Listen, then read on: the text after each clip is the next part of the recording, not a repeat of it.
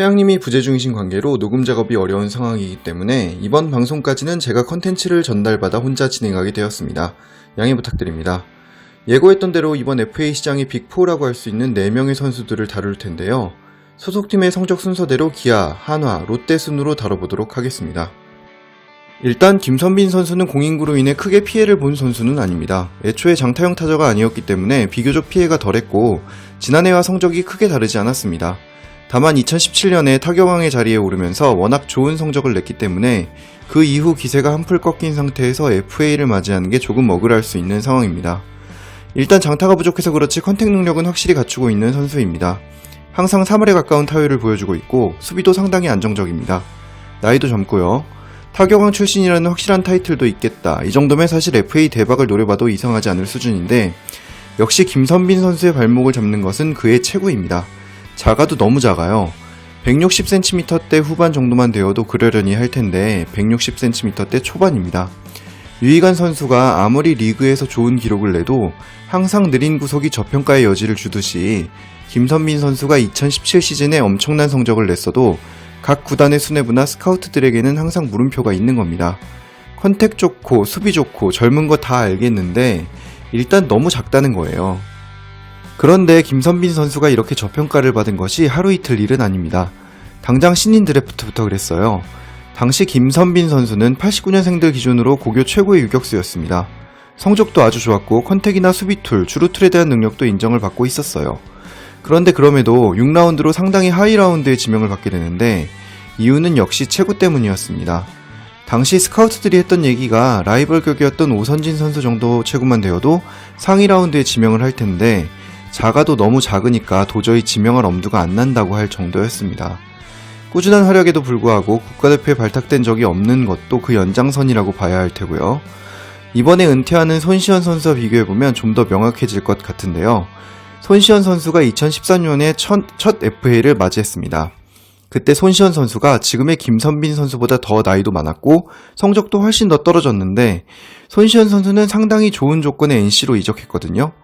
이적 자체를 떠나서 당시에 손시현 선수는 FA 시장 시작부터 군침을 흘리는 팀이 많다는 말이 들려왔는데 기록, 나이, 모든 면에서 더 나은 김선빈 선수는 아직까지도 타구단에서 노린다는 기사가 들려오지 않고 있습니다. 물론 조용히 접근하려는 의도일 수 있지 않느냐라고 반문할 수도 있겠지만 지금 유격수가 급한 팀이 상당히 많거든요. 당장 SK도 확실한 주전 유격수가 필요한 상황이고 KT도 박경수 선수의 노화로 인해 키스톤 콤비가 불명확한 입장이죠. 만일 김선빈 선수를 영입한다면 심우준 선수를 2루로 돌리면서 내야진 완성을 이뤄낼 수 있는 데다가 하나도 하주석 선수가 유격수로 복귀할 수 있을지 확신하기 어렵고 롯데도 키스톤 콤비 안정을 위해 한번 노려볼 수 있는 카드거든요. 그런데 어떤 구단도 김선빈을 노린다고 공식적으로 선언하지 않는다는 건 그만큼 시장의 영입 경쟁 자체가 적다는 뜻이고 이 정도 성적, 이 정도 컨택, 이 정도 수비, 이 정도 젊은 나이인데도 아직까지 치열한 영입 경쟁의 장이 열리지 않는다는 것은 역시 작은 체구가 구단들에게 지갑을 열기 망설이게 만들고 있다고 해석해야 옳을 것입니다. 사실 안타까운 일이죠. 뭐 하나 부족할 것 없는 선수가 단순히 작은 체구 때문에 저평가가 되고 그게 신인 드래프트, 국가대표 발탁, FA 계약까지 영향을 미치고 있으니까요. 반대로 생각하면 그만큼 김선빈 선수가 대단하다고 해석할 수도 있겠죠. 그처럼 큰 핸디캡을 가지고 거인들과 맞서서 꾸준히 좋은 성적을 냈고 결국 젊은 나이에 FA 시장까지 와서 이적을 하느니 마느니 하는 이야기를 듣고 있으니 인간 승리라고 해도 과언이 아닐 것입니다. 타팀 이적 가능성이 아예 없는 것은 아니지만 작은 체구에 대한 각 구단들의 선입견과 갈수록 차가워지는 시장의 경향으로 봤을 때 기아 잔류가 가장 유력하다고 봐야 할 것 같습니다. 사실 이번 FA에서 공인구 교체가 가장 억울할 수 있는 선수는 단연 안치홍 선수죠. 공인구 교체 이전까지 엄청난 성장을 보여주면서 완성형 타자로 거듭나고 있었거든요. 당장 2018 시즌의 성적을 보자고요. 홈런 23개에 타율 3할 4푼을 넘기고 타점 118개에 OPS 18에 가까운 맹타를 휘두르면서 최영우를 제치고 기아 타이거즈의 4번 타자로 자리매김했습니다. 이루수라는 프리미엄에 수비도 뛰어나고 나이도 젊겠다. 이대로만 가면 정말 100억 가까운 계약도 꿈은 아닌 상황이었습니다. 막말로 SK처럼 센터라인이 약한 팀에서는 충분히 대형 계약을 제시할 수 있는 선수였는데 공인구가 바뀌고 반발력이 줄어들면서 타격 지표가 급속도로 추락해버렸습니다. 3할 1푼 5리의 타율에 홈런 5개 정도인데 높은 출루율을 감안해도 OPS 8할이 안되는 타자에게 거액을 쏟아붓기는 좀 애매합니다. 거기에 수비까지 흔들리고 있다는 걸 생각하면 더더욱 그렇죠. 실제로 올 시즌 기아 타이거즈 담당 기자들을 포함한 관계자들 사이에서 안치홍 선수를 이제 1루수로 포지션을 변환시켜야 한다는 이야기가 적지 않았습니다. 점점 실수가 늘고 있고 본인도 2루수 포지션에서 힘들어하는 모습을 보이고 있어요. 이건 엄청난 디메리트입니다. OPS 7할 후반대의 2루수와 OPS 7할 후반대의 1루수는 완전히 다른 가치를 가진 선수거든요. 전자는 그래도 보상 선수를 주고 투자해 볼 만한데 후자는 냉정하게 말해서 투자할 가치가 없습니다. 이 점을 생각하면 안치홍 선수에게 공인구 교체는 정말 천추의 한이 될 수밖에 없는 거죠. 공인구가 바뀌지 않았더라면 계속해서 OPS 18에 가까운 성적을 냈을 테고, 그랬다면 수비가 좀 약해져도 엄청난 공격력을 가진 젊은 1루수로 홍보해서 충분히 초대형 규모의 계약을 끌어낼 수 있었는데 이도저도 아닌 상황이 되어버린 거예요.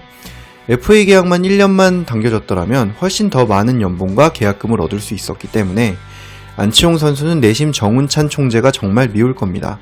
생각해보세요. 양의지급은 아니어도 나이를 생각했을 때 최정 수준의 계약이 눈앞에 있었는데 하필 올해부터 공인구를 바꾸면서 그 많은 돈과 팀에 대한 선택권이 동시에 날아가 버렸으니까요. 총평을 하자면 공격력이 확실하거나 수비력이 확실하거나 둘 중 하나만 됐어도 이적과 대형 계약이 확실시 됐을 텐데 공인구가 바뀌면서 공격력이 날아갔고 슬슬 수비력도 날아가기 시작하면서 이도저도 아닌 상황이 됐다고 할까요? 국가대표 경력도 있는 선수고 굉장히 젊어서 아직 보여줄 게 많은 선수이기 때문에 적어도 40억 이상의 상당한 규모의 계약을 기대할 수 있겠지만 작년까지만 해도 100억 이야기가 나왔던 선수인 것을 감안하면 아쉽다는 말이 나올 수밖에 없을 것 같습니다. 분명히 좋은 선수지만 일단 공수 모두에서 애매한 입장이라 안치홍 선수를 확실하게 점찍었다는 팀이 나오고 있지 않고 실제로도 내년에 2루 수비가 어떨지 확실하지 않은 상황이라 큰돈을 제시하기 쉽지 않습니다. 이적 가능성이 없는 것은 아니지만 아무래도 잔류가 가장 유력하다고 할 수 있겠습니다. 정우람 선수도 다시 한번 시장에 나오게 되었습니다. 지난 2016 시즌 스토브리그에서 총액 84억에 하나 이글스로 이적했었죠. 당시에도 리그 최고의 자원 개투였고 지금도 리그 최고의 자원 개투라고 해도 과언이 아닌데 당시와 지금의 정우람 선수는 입장이 조금 다릅니다. 일단 정우람 선수가 어떤 투수였는지 알 필요가 있어요. SK 왕조에는 워낙 뛰어난 불펜들이 많았습니다. 워낙 선수풀 자체도 넓었지만 야신으로 불렸던 김성근 감독의 혁명적인 코칭과 투수 교체로 대부분의 선수들이 자신이 가지고 있는 기량 이상의 모습을 보여줬어요. 그 중에서도 가장 눈에 띄었던 투수가 바로 정대현과 정우람입니다. 두 선수 모두 오승환 선수에 비견될 정도로 뛰어난 불펜 투수였는데 그 중에서도 더 두려운 선수였냐 하면 사실 정우람이었거든요. 기록 자체는 분명히 정대현이 훨씬 위인데 이게 무슨 얘기냐라고 반문하실 수도 있는데 두 선수의 등판 스타일을 봐야 합니다. 정대현 선수 같은 경우에는 SK 왕조의 포문을 열었던 2007년까지만 해도 멀티이닝도 자주 소화하는 등 상황에 맞게 필요할 때마다 등판했지만 그 이후부터는 잠부상에 시달리면서 굉장히 집중 관리를 받았습니다. 김성근 감독도 경기 후반에 굉장히 제한된 상황에서만 정대현 선수를 올렸고 멀티이닝도 거의 맡기지 않았어요. 반면 정우람 선수는 달랐습니다. 이쯤에서 잘못하면 경기가 넘어가겠다 싶으면 경기 초반이든 후반이든 가리지 않고 계속 등판해서 당연하다는 듯이 멀티이닝까지 거뜬히 소화하고 들어가는데 상대팀 입장에서는 이제 역전하겠구나 하면서 기세를 올릴만 하면 정우람 선수가 올라와서 불을 끄고 작은 불씨랑 쟤까지 죄다 치우고 가버리니까 맥이 풀려버리곤 했어요. 2016년 메이저리그 포스트 시즌에서 클리블랜드의 테리 프랑코나 감독이 앤드류 밀러 선수를 기용했던 방식과 비슷한데 그걸 10년 정도 일찍 정규리그에서 보여준 겁니다. 마무리는 정대현 선수지만 전술의 핵심은 정우람 선수가 맡았다고 보면 이해가 쉽겠죠. 그런데 보통은 이렇게 과부하가 걸리다 보면 탈이 나기 마련입니다. 꼭 토미존까지는 가지 않더라도 뼈 조각 제거 수술 같은 거는 쉽게 오기 마련이거든요. 그런데 정우람 선수는 다치지도 않았어요. 순수 불펜으로 100이닝을 넘겨도 항상 최고의 몸 상태를 유지했습니다. 언제 어느 상황에서 올라올지 모르는 투수가 올라오면 일단 멀티이닝이 기본이고 그렇게 100이닝 넘게 막아도 다치지도 않고 항상 한결같으니까 상대팀 입장에서는 악몽 같은 투수였죠. 그래서 당시 프로야구 감독들 중에서는 오승환 선수보다 정우람 선수가 더 무섭다고 말하는 분들도 적지 않았습니다. 오승환 선수는 나오면 경기 끝이지만 일단 9회나 8회에만 나오니까 대충 예측이 가능한데 정우람 선수는 도저히 등판 시점이 예측이 안 된다는 게 그 이유였어요. 분업화가 완성된 현대야구에서 여전히 8, 90년대 중무리 투수처럼 등판할 수 있는 아주 특별한 능력을 가진 투수였고 한국 프로야구의 보물같은 존재라고 해도 과언이 아니었는데 운이 따라주지 않으면서 중요한 순간에 국가대표에 승선하지 못했고 결국 군면제 혜택을 받지 못했습니다.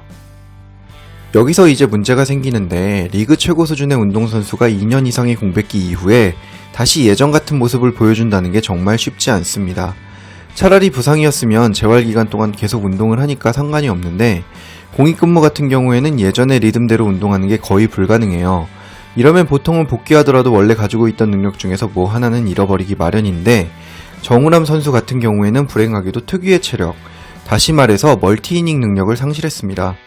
2015 시즌에도 전반기에 언터처블의 모습을 보여주다가 후반기에 훅 처지는 모습을 보였고 그나마 2016 시즌에는 김성근 감독과 제외하면서 엄청난 강운을 소화했고 덕분에 전성기에 가까운 이닝 소화 능력을 보여줬습니다만 1년 특수효과에 그쳤죠. 계속 전반기에 잘하다가 후반기에 우르르 무너지는 모습을 반복하다가 올 시즌에 겨우 그런 모습을 극복하는 모습을 보였는데 올해 같은 경우에는 아예 계속 1이닝 전문 마무리로만 등판했기 때문에 그런 부분이 가능했다고 보는 것이 합리적인 해석일 겁니다. 다시 말해서 이제 정우람 선수에게 좋은 활약을 기대하기 위해서는 1이닝 전문 게트로 기용해야지 예전처럼 멀티이닝은 절대 맡겨서는 안 된다는 거예요. 이 차이점은 굉장히 큽니다. 2016 시즌 스토브 리그만 해도 분명 84억의 가치가 있었어요. 퍼포먼스 자체도 엄청난데 멀티이닝을 밥 먹듯 소화해주니까 어지간한 선발 투수보다 가치가 높았습니다. 물론 직전에는 그런 모습을 보여주지 못했지만 공백기 때문이고 곧 다시 기존의 강철 체력을 회복할 거라는 기대가 있었던 거죠.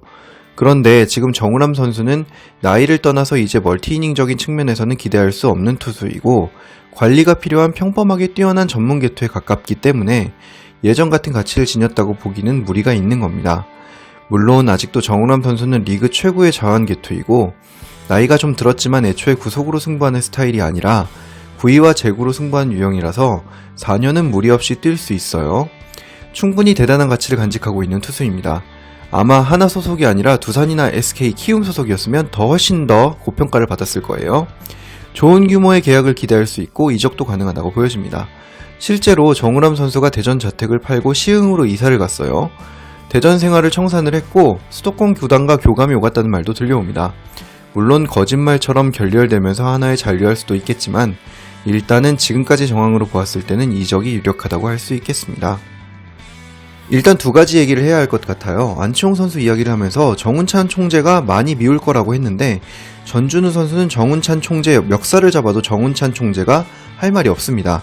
올해 홈런 22개를 넘겼는데 이게 작년 공인구 기준이면 35개에서 40개는 됐다는 얘기거든요. 당장 작년에 홈런 43개를 쳤던 로하스가 올해 24개를 기록했고 좀 더 극단적인 경우는 44개를 쳤던 김재환 선수가 15개, 41개를 쳤던 한동민 선수가 12개를 쳤단 말이죠. 그러니까 작년 공인구였으면 전준우 선수는 대활약하면서 커리어 하이로 시즌을 마쳤을 겁니다. 그리고 FA 가치도 훨씬 올라갔겠죠. 그러나 안타깝게도 하필이면 전준우 선수 FA를 앞두고 공인구가 바뀌면서 입장이 애매해졌습니다. 3할 40홈런 외야수면 최소 60억 이상의 초대형 계약을 통한 이적도 가능했을 텐데 3할 20홈런 외야수는 뭔가 큰 돈을 안겨주기 쉽지 않아요. 게다가 내년에 35이 되는 베테랑 선수라면 더더욱 그렇죠. 이 점이 굉장히 뼈아프고 두 번째도 상당히 중요한 부분인데 타팀의 동향입니다. 전준우 선수를 노린다고 대놓고 이야기했던 팀이 하나였는데 정민철 단장이 굉장히 적극적으로 달려들다가 상당히 소극적으로 변한 이유가 2차 드래프트에서 정진호가 풀린 걸 봐서였거든요. 물론 정진호 선수와 전준우 선수를 비교하기는 어렵습니다만 정진호 선수도 충분히 주전 외야수로 뛸 수 있는 선수이고 젊죠. 반면 전준우 선수는 실력이 확실하지만 나이도 있고 많은 돈을 줘야 하는 데다가 보상 선수까지 내줘야 합니다. 그래서 지금 상당히 소극적으로 변한 상태이고 대부분의 팀들이 계속해서 FA 시장 철수를 선언하고 있는 상태이기 때문에 경쟁이 붙지 않는다면 롯데자이언츠가 생각보다 적은 규모의 계약을 제시할 가능성도 적지 않다. 이렇게 봐야 할 것 같습니다. 게다가 강민호 선수 유출이나 FA 시장에서 포수 영입을 하지 않은 점, 이번 2차 드래프트에서 최민재 선수를 영입하고 패스를 외친 점 등 롯데가 최근까지도 계속해서 합리적이지 못한 행동을 반복하고 있다는 점을 감안한다면 전준우 선수가 이번 FA 시장에서 섭섭한 감정을 느낄 가능성도 충분히 있다고 말씀드리고 싶네요. 일단은 이적 가능성이 상당히 줄어들었고 예상외의 연쇄 이동이 벌어지지 않는 이상 예를 들어서 2년 전처럼 강민호 선수가 뜬금없이 삼성으로 가면서 마음이 급해진 롯데가 오버페이로 민병헌 선수를 잡았던 것 같이 말이죠. 초대형 계약 가능성은 높지 않다라고 이야기해야 할 것 같습니다. 나머지 선수들도 다 다뤄드리고 싶은데 일단 시간적 여유가 없고 거의 모든 선수가 잔류가 확정적이기 때문에 다루는 것이 큰 의미가 없다고 보여집니다. 그래서 FA 특집은 여기에서 끝이 나고요. 다음은 2차 드래프트 특집으로 여러분께 인사드리겠습니다. 할 말이 상당히 많고 재밌을 겁니다. 그럼 많은 기대 부탁드리겠습니다. 감사합니다.